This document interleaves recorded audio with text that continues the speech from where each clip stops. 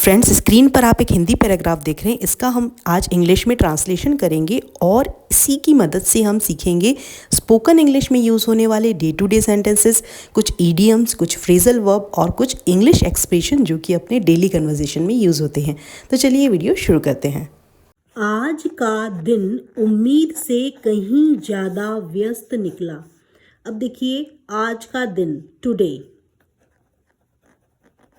उम्मीद से ज़्यादा, ठीक है, व्यस्त निकला। किसी भी चीज़ का निकलना मतलब साबित होना, किसी भी चीज़ का होना, ठीक है। तो इसे हम कहेंगे एडवांस्ड इंग्लिश में turn out to be. Turn out to be. कहीं ज़्यादा व्यस्त, कहीं ज़्यादा व्यस्त के लिए क्या हो जाएगा आपका? Too far busier. Far busier, ठीक है। जितनी मैंने उम्मीद की थी, उम्मीद करने को हम कहते हैं एक्सपेक्ट करना, ठीक है, एक्सपेक्ट करना।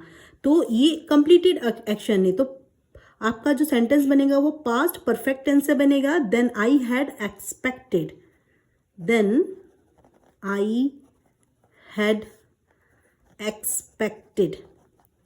अब देखिए आप EXPECTED। अब देखिए आप इस स्ट्रक्चर को समझिए और इसे कैसे डेली कन्वर्सेशन में इससे आप सेंटेंस बना सकते हैं वो सीखिए। पहले हम सब्जेक्ट लेंगे, then turn out to be plus इसके बाद में एडजेक्टिव आएगा, उसके बाद में देन प्लस जो भी एक्सपेक्टेशन आपकी है, ठीक है। तो पहले subject plus turn out to be. Turn out की मतलब होता है यहाँ पर कि वो चीज़ ऐसा निकला या साबित हुआ, प्लस एडजेक्टिव आएगा जो आपकी कोई भी चीज़ की विशेषता बताएगा। अब कंपेयर करेंगे, देन प्लस एक्सपेक्टेशन, जो भी आपकी एक्सपेक्टेशंस है। अब देखिए कैसे सेंटेंस का स्ट्रक्चर बनेगा। आज का दिन उम्मीद से कहीं ज़्यादा व्यस्त निकला। Today turn out to be far busier than I had expected. जैसे हम कहते हैं ना, एग्जाम उम्मीद से ज़्यादा इजी निकली। The exam turn out to be easier than expected. The exam turned out to be easier than expected.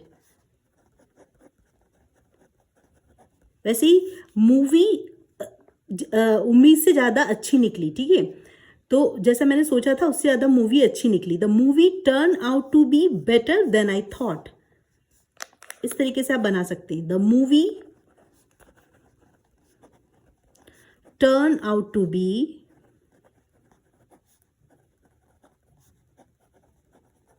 इसके बाद में एडजेक्टिव आएगा बेटर देन आई थॉट। अब आप ऊपर वाला सेंटेंस इजीली बना सकते हैं। आज का दिन उम्मीद से कहीं ज्यादा व्यस्त निकला। Today turn out to be far busier than I had expected, ठीक है। तो क्या होगा इसका होल ट्रांसलेशन?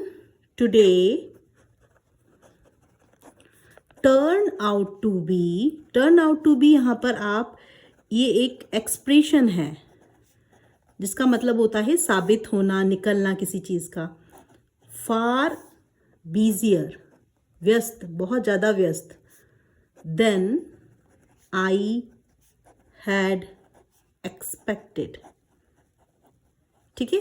इसे अपनी स्पोकन इंग्लिश में यूज करें। मैं घर से निकल ही रहा था कि अचानक मेरे दोस्त का फोन आ गया। अब फ्रेंड्स देखो, कोई काम आप अचानक करने वाले होते हो, उसी समय में कोई दूसरा एक्शन हो जाता है, वहां पर हम यूज करते हैं was just about to. Was just about to, जैसे कि मैं सोने ही वाला था कि मेरे फ्रेंड ने मुझे फोन कर दिया। I was about to sleep when he called. मैं जब सो रहा था तब मेरे फ्रेंड ने मुझे कॉल कर दिया। तो I was just about to sleep when he called. When he called, ठीक है। या फिर I was about to start the meeting when the power went out. मैं मीटिंग को स्टार्ट करने ही वाला था कि करंट चला गया, पावर चला गया। तो I was just about to start the meeting, the power went out, current चला गया। तो यहाँ पर सेंटेंस में वो कह रहा है सुबह में घर से निकलने ही वाला था, निकल ही रहा था, इसका मतलब है निकल ही रहा था मतलब निकलने ही वाला था कि अचानक मेरे दोस्त का फोन आ गया। I was just about to leave the house, घर से निकलने के लिए हम कहेंगे लीव द हाउस, तभी व्हेन अचानक मेरे दोस्त का फोन आ गया। अब देखिए यहाँ पर मैं आपको एक एडवांस्ड यहाँ पर वर्ड सिखाने वाली हूँ। अचानक के लिए आप सडनली यूज़ करते थे, तो यहाँ पर हम यूज़ करेंगे I was just about to leave the house when my friend called me out of the blue.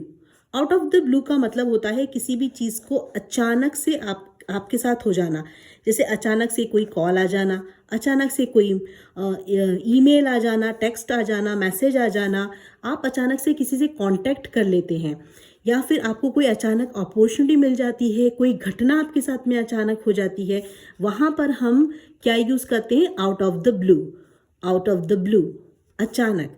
ठीक है, इसी तरीके से हम एक और चीज़ भी यहाँ पर यूज़ कर सकते हैं, out of nowhere. Out of nowhere use होता है समथिंग सडनली अपीयर, कोई चीज़ आपको एकदम अचानक से दिख जाना, या आपके साथ कोई ऐसी घटना अचानक से हो जाना, वहाँ पर हम आउट ऑफ द नोवेयर भी यूज़ करते हैं। और जो नेटिव स्पीकर्स हैं वो अचानक के लिए ऑल ऑफ सडन या फिर unexpectedly, without warning, out of nowhere ये यूज़ करते हैं। अब मैं आपको यहाँ पर आउट ऑफ द ब्लू का, आउट ऑफ द नोवेयर का हम कैसे डे टू डे कन्वर्जेशन में यूज़ करेंगे वो समझाऊंगी। तो इस सेंटेंस को आप ध्यान से देखें, बहुत ही प्यारे सेंटेंस है जिससे आप अपनी स्पोकन इंग्लिश में यूज़ कर सकते हैं। अब जैसे कि आपका ये वाला सेंटेंस था, सुबह मैं घर से निकल ही रहा था कि अचानक मेरे दोस्त का फ़ोन आ गया। तो आप कैसे इसका ट्रांसलेशन करेंगे? I was just about to leave the house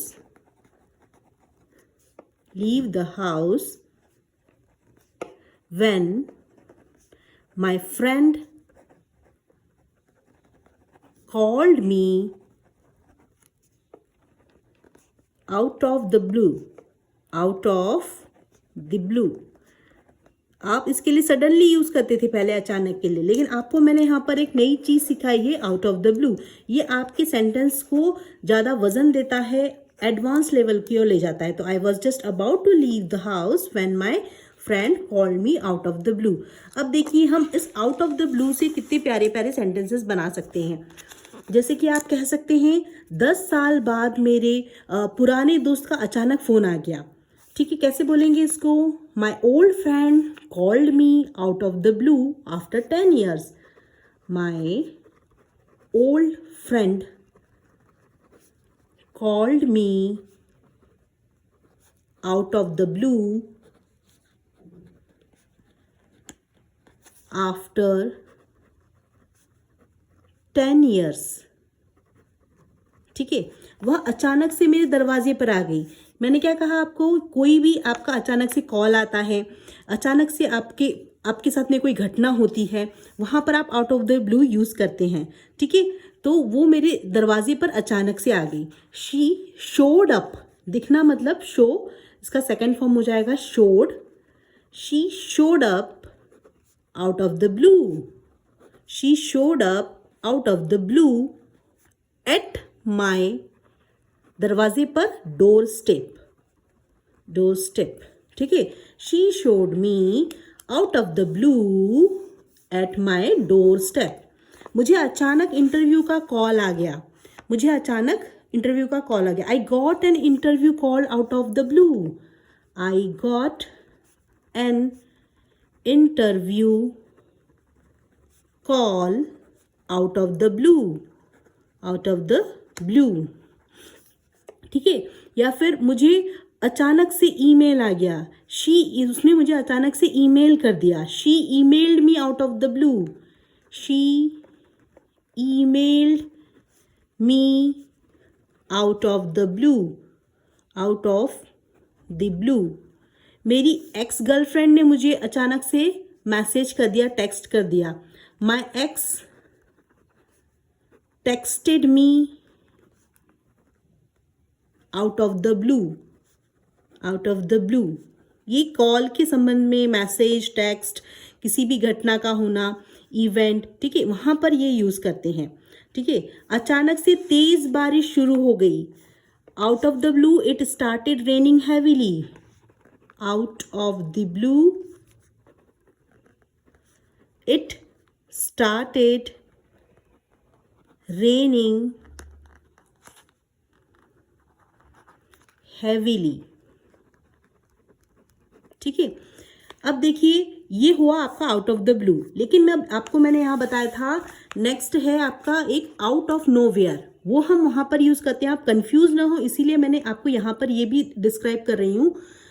out of nowhere something suddenly appear, जैसे कि आप अचानक से कोई कुत्ता आपके ऊपर भौंकने लग जाता है, ठीक है, तो आप क्या वहाँ पर कहेंगे, आप वहाँ पे कहेंगे out of nowhere a dog started barking at me, out of nowhere, पता नहीं कहाँ से कुत्ता आया और मेरे पे भौंकने लगे, out of nowhere a dog started barking, कुत्ते के भौंकने को हम कहते हैं barking, BARKING, barking at me, अचानक से एक कुत्ता सड़क पर दौड़ता हुआ आ गया, आउट ऑफ नोवेयर, नोवेयर मतलब कहीं से, अचानक से, बिना, सडनली जिसको हम कहते हैं, out of nowhere a dog ran onto the road, ठीक है। अब जैसे एक और चीज़ भी हम यूज़ करते हैं, ऑल ऑफ सडन भी हम यूज़ करते हैं अचानक के लिए, जैसे कि अचानक लाइट चली गई, तो all of sudden the light went out, all of sudden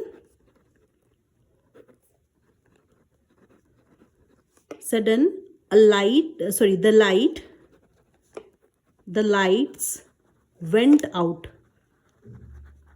चली गई, went out। मैंने इतने सारे ऑप्शन इसलिए बताए ताकि आप इसे अपनी स्पोकन इंग्लिश में यूज करें, बहुत ही प्यारे सेंटेंस है। वह थोड़ा परेशान लग रहा था क्योंकि उसकी एक इम्पॉर्टेंट मीटिंग थी, उसकी मीटिंग होने वाली थी, उसकी एक इम्पॉर्टेंट मीटिंग होने वाली थी, ठीक है। तो लग रहा था, कैसा लग रहा था, परेशान लग रहा था, परेशान लग रहे को कहते हैं हम स्ट्रेस लगना, ठीक है, स्ट्रेस का स्ट्रेस्ड हो जाएगा, तो थोड़ा परेशान लगना मतलब a bit stressed, a bit मतलब थोड़ा, स्ट्रेस का क्या हो जाएगा, स्ट्रेस्ड। लग रहा था, लग रहा ने हम लग रहा, यहाँ पर हम कह सकते हैं ही वॉज वरीड, वो घबरा रहा था, लेकिन ऐसा ना कह के हम थोड़ा एडवांस लेवल में नेटिव स्पीकर लाइक कहें तो यहाँ पर हम यूज़ करते हैं लग रहा था, मतलब उसकी आवाज़ से हमें लग रहा था, ठीक है। तो वहाँ पर हम यूज़ करते हैं लग रहा था जब हम किसी की आवाज़ सुनकर उसकी स्थिति बताते हैं, तो वहाँ पर हम यूज़ करते हैं साउंड या साउंडेड। पास्ट है तो क्या यूज़ करते हैं हम, साउंडेड, इसका यूज़ करते हैं। जैसे कि हम कहते हैं कि वो खुश लग रहा था, ही साउंडेड हैप्पी, क्या कहेंगे हम यहाँ पर, खुश लग रहा था, ही साउंडेड हैप्पी। वह चिंतित लग रही थी, she sounded worried, she sounded worried, ठीक है।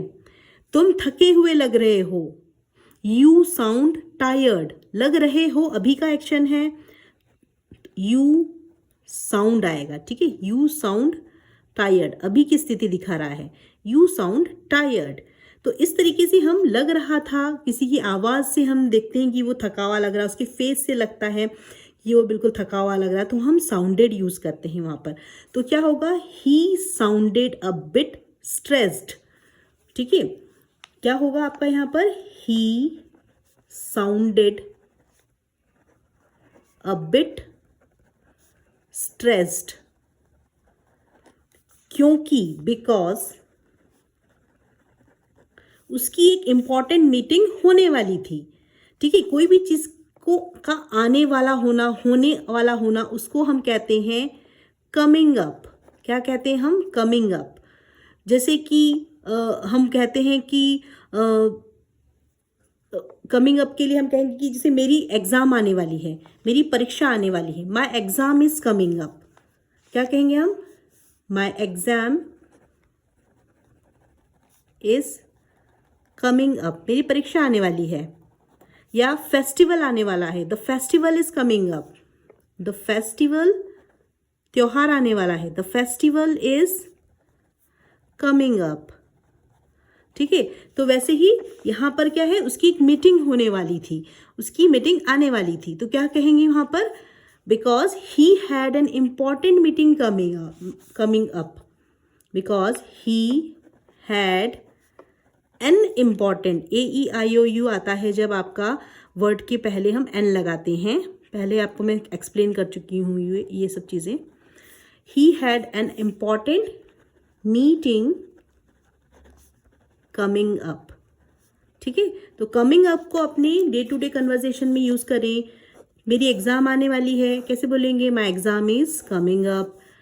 त्योहार आने वाला है, the festival is coming up, हमेशा हम यूज़ करते ही अपनी स्पोकन इंग्लिश में। तो वैसे ही sounded a bit stress, sounded हम वो खुश लग रहा था, he sounded happy, she sounded worried, वो घबराई हुई लग रही थी, यू साउंड टायर्ड, तुम टायर्ड, थके हुए दिख रहे हो, लग रहे हो। ठीक है, तो यहाँ पर he sounded a bit stress because he had an important meeting coming up. और उसका लैपटॉप काम नहीं कर रहा था।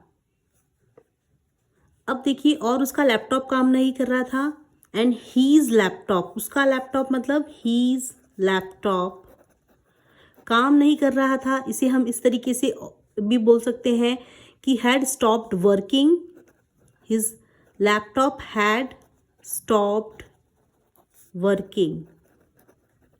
ठीक है, या जैसे कि हम कहते हैं कि उसका लैपटॉप काम नहीं कर रहा था, तो हैड स्टॉप्ड वर्किंग। जैसे कि आप इस तरीके से भी बोल सकते हैं कि मशीन ने काम करना बंद कर दिया, एसी ने काम करना बंद कर दिया, तो the AC stopped working, the AC stopped working.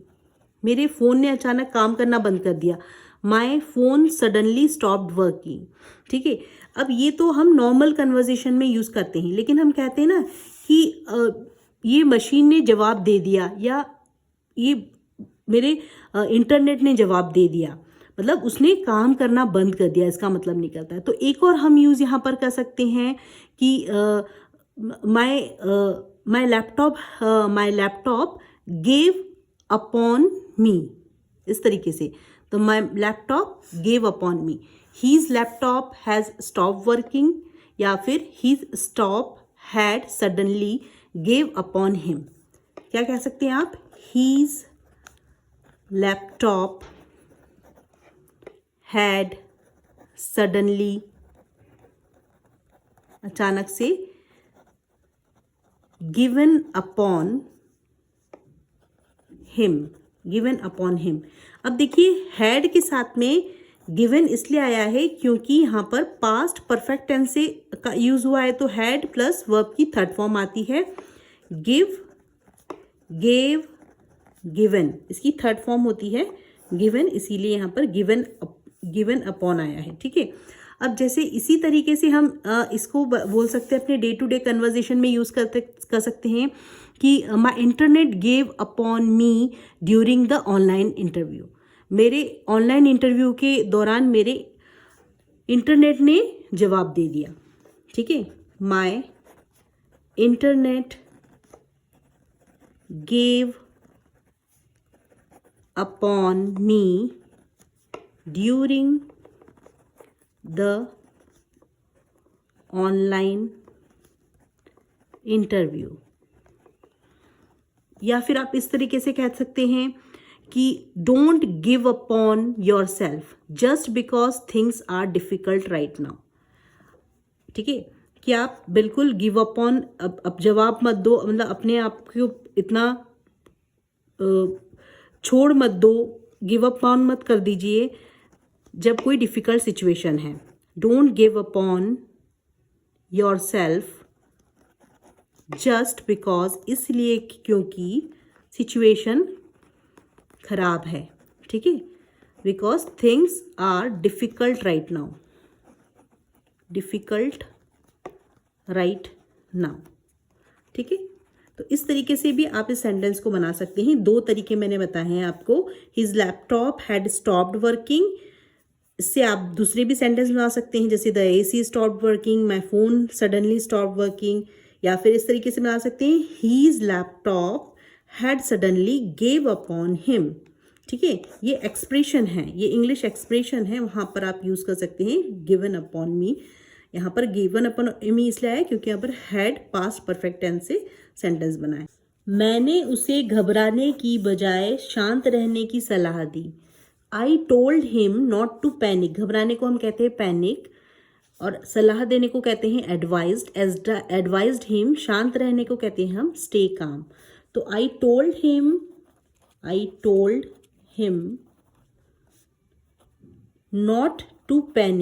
Not to panic, panic मतलब घबराना, नॉट टू पैनिक घबराओ मत, एंड एडवाइज्ड हिम सलाह दी, advised him to stay calm, CALM, इसे पढ़ेंगे काम, CAM काम पढ़ेंगे, लेकिन स्पेलिंग होती है CALM, L यहाँ पर साइलेंट है। I told him not to panic and advised him to stay काम।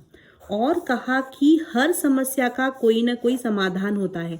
देखिए हम यहाँ पर ईडियम सीखेंगे, ठीक है, हर समस्या का कोई ना कोई समाधान होता है। यहाँ पर ईडियम हम सीखेंगे, एक मुहावरा होता है, every cloud has a silver lining, every cloud has a silver lining. अब देखते हैं ना, जो काले काले बादल रहते हैं उसमें एक चमकती हुई पतली सी परत होती है जहाँ से सूरज की रोशनी आती है, ठीक है।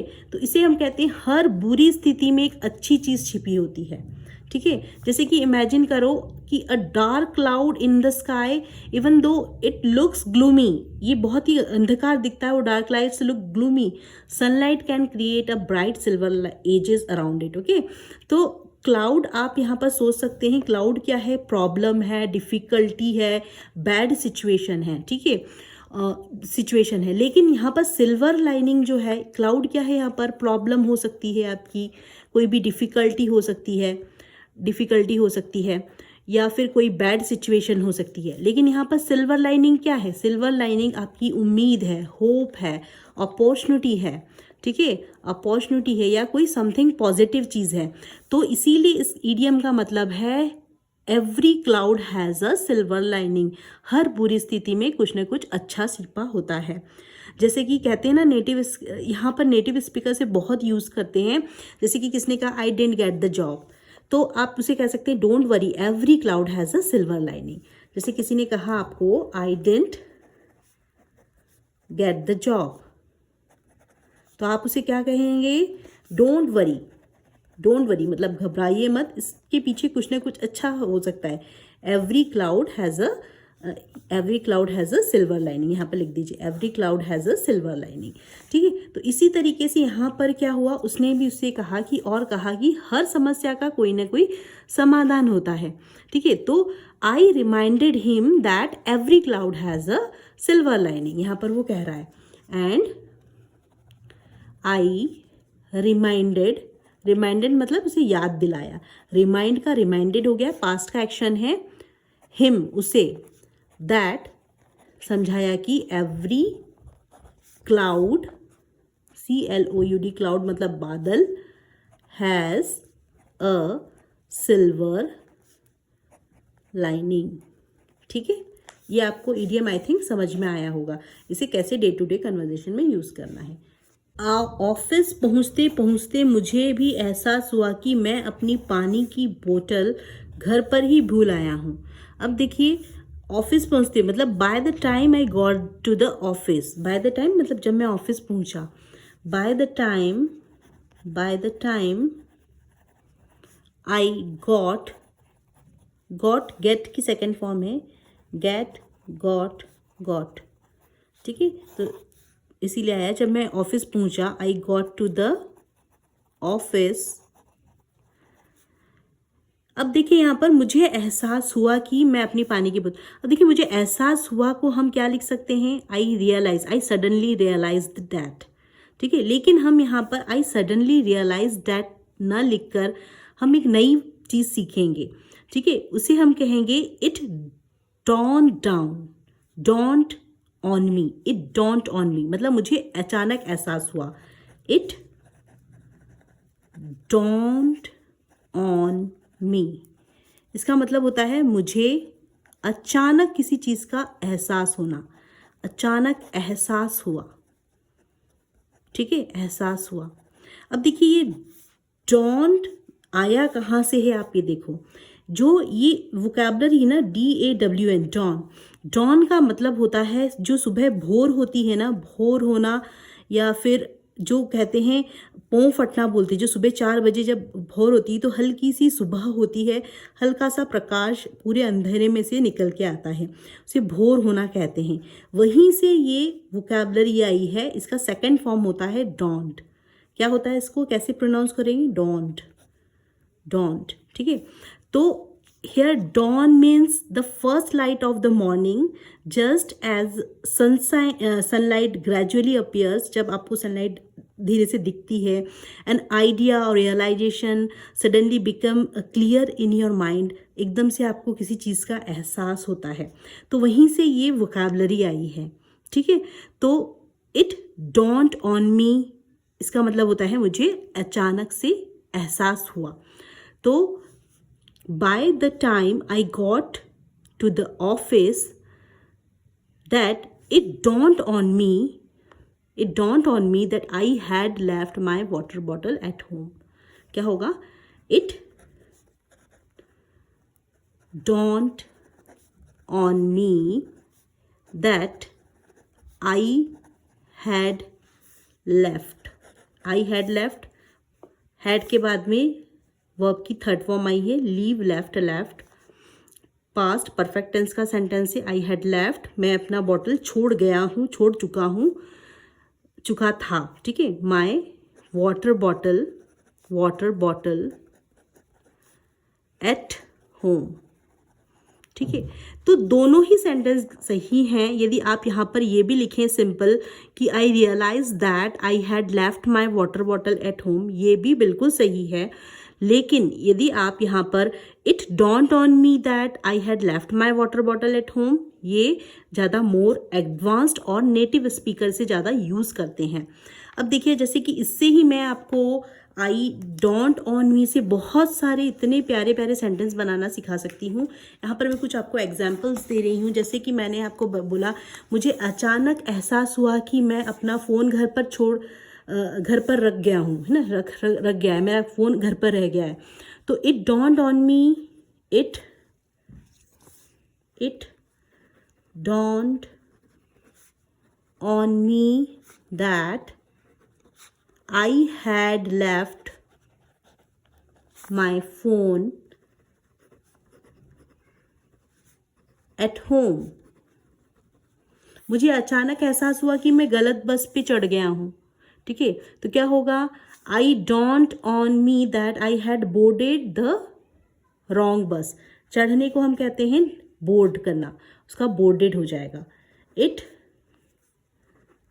DAWN होता है, DAWN, don't on me, it don't on me, मुझे अचानक एहसास हुआ that I had boarded, board मतलब होता है चढ़ना, यहाँ पर बोर्डेड इसका सेकेंड फॉर्म आएगा BOARED, बोर्डेड द रॉन्ग बस, ठीक है। मुझे अचानक समझ में आया कि मैं गलती कर रहा हूँ। It don't on me that I was making a mistake, it DAWNED, don't on me that I was making a mistake, ठीक है। खैर, ऐसी छोटी मोटी बातें होती रहती है। खैर के लिए हम यूज़ करेंगे एनीवे। ऐसी छोटी मोटी बातें होती रहती है, ऐसे होता रहता है, इसके लिए नेटिव स्पीकर कहते हैं दीज थिंग्स हैपन। क्या कहते हैं, दीज थिंग्स हैपन। अपनी स्पोकन इंग्लिश में से यूज़ करें, एनीवे दीज थिंग्स हैपन, ठीक है। दिन भर काम का काफ़ी दबाव रहा, तो किसी भी काम का दबाव को हम कहते हैं वर्कलोड। यहाँ पर आप वोकैबलरी वर्कलोड सीखे। पूरे दिन रहा, पूरे दिन भर रहा, तो through out the day. The workload was pretty heavy through out the day. The workload was pretty heavy, ज़्यादा दबाव रहने को कहते हैं pretty heavy. Through out the day मतलब पूरे दिन भर। THROUGHOUT through out the day. ठीक है। उसके बाद लेकिन मैंने हार नहीं मानी। अब देखिए यहाँ पर लेकिन मैंने हार नहीं माने, इसके लिए बहुत ही प्यारा ईडियम है फ्रेंड्स यहाँ पर। But I didn't let it get the better on me.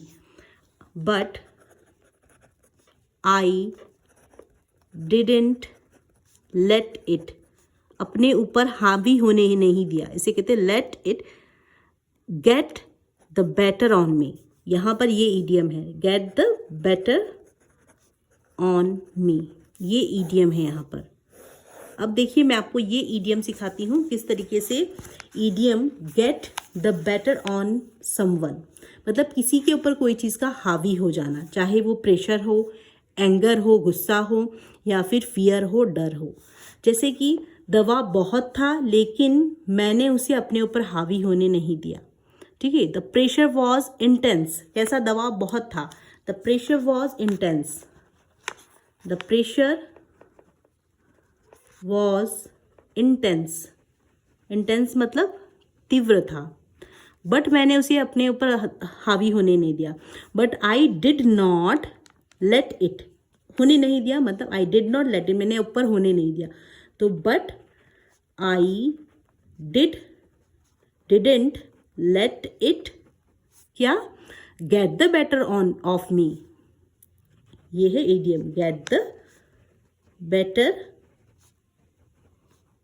Of me. जैसे कि मैं गुस्से में था लेकिन मैंने अपने भावनाओं को अपने ऊपर हावी होने नहीं दिया। I was angry but I didn't let my emotions gate the better of me. I was angry, इसे अपनी स्पोकन इंग्लिश में यूज़ करें। I was angry but I didn't late, नहीं दिया इसलिए हम लेट यूज़ करेंगे। लेट माई इमोशंस, यहाँ पर इमोशंस को, अपनी भावनाओं को, इमोशंस क्या होगा, gate the better of me, gate the better of me. Interview से पहले मैं घबराया हुआ था लेकिन मैंने डर को अपने ऊपर हावी होने नहीं दिया। I was nervous before the interview, I was nervous before the interview. But I didn't let get the better of me, get the better of me। Friends, इस पैराग्राफ को समझाने का एक ही मेरा उद्देश्य है कि आप अपनी स्पोकन इंग्लिश में भी इन सारे सेंटेंसेस को यूज़ करें। तो बहुत प्यारे सेंटेंसेस हैं, इसे स्पोकन इंग्लिश में यूज़ करें। फ्रेंड्स, वीडियो थोड़ी लंबी हो गई है, ये जो ट्रांसलेशन रह गई है उसे हम अपनी आने वाली वीडियो में ट्रांसलेट करेंगे। So friends, if this video add any value in your English learning journey, please do subscribe my channel and don't forget to hit the bell icon, जिससे कि मुझे आपका प्यार और मोटिवेशन मिलता रहे और मैं आपके लिए इस तरीके की यूजफुल इंग्लिश कंटेंट्स लाती रहूं और आपकी इंग्लिश लर्निंग जर्नी में एक वैल्यू ऐड करती रहूं। तो please do subscribe my channel. Thanks for watching my videos. Keep learning, keep watching, keep growing.